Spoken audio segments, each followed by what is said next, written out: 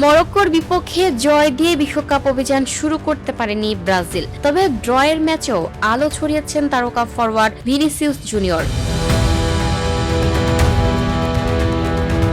New জার্সির ম্যাটলাইফ স্টেডিয়ামে অনুষ্ঠিত ম্যাচে পিছিয়ে পড়ার পর ৩২তম মিনিটে দুর্দান্ত এক গোল করে ব্রাজিলকে সমতায় ফেরান ভিনিসিয়াস। বাঁ দিক দিয়ে বক্সে ঢুকে ডিফেন্ডারকে কাটিয়ে নেওয়া তার শক্তিশালী শটে জালে বল জড়ায়।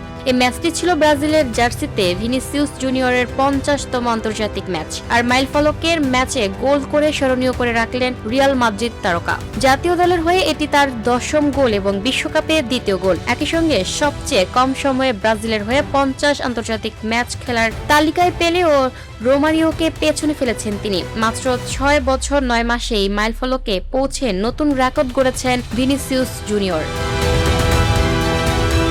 Lucky Akter, up to date news, Dhaka.